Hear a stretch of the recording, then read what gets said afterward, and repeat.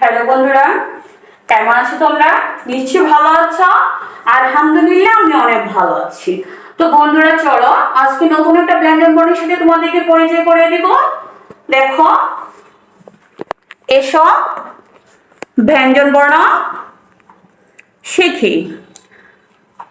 তো বন্ধুরা, আজকে ব্যঞ্জন বর্ণটা হলো ছ। ছ কিভাবে লিখতে হয় বন্ধুরা, চলো আমি তোমাদেরকে লিখে দেখাবো। দেখো বন্ধুরা, প্রথমে মাত্রা দিয়ে নিবা, তারপর এখানে ছোট করে একটা, আগের চ লেখাটা যারা আমার দেখেছ তারা ছ খুব সহজেই লিখতে পারবে। প্রথমে ছোট্ট একটা চ বানাবে, তারপর এখান থেকে এভাবে, তারপর নিচে হর মতো হয়ে গেল ছ।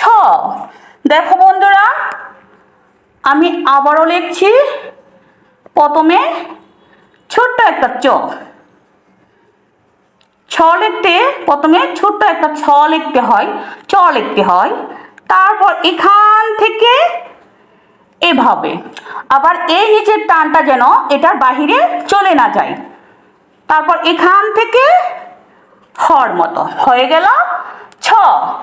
দেখো বন্ধুরা, আমি আবারও লিখছি।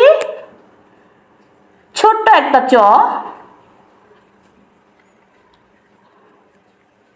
তারপর এখান থেকে এভাবে রাউন্ড করে, তারপর নিচে হর মতো হয়ে গেল ছ।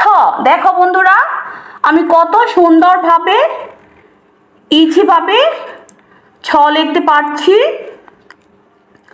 বন্ধুরা, তোমরা আর দেরি না করে তোমরা লেখা লিখতে শুরু করে দাও। পরবর্তী বর্ণটা কিভাবে, কোথা থেকে শুরু হয়েছে বা কোথায় গিয়ে শেষ হয়েছে, সেটা বন্ধুরা তোমরা ভালো করে ভিডিওর মাধ্যমে দেখা। আমি কত সুন্দরভাবে ছ লিখেছি।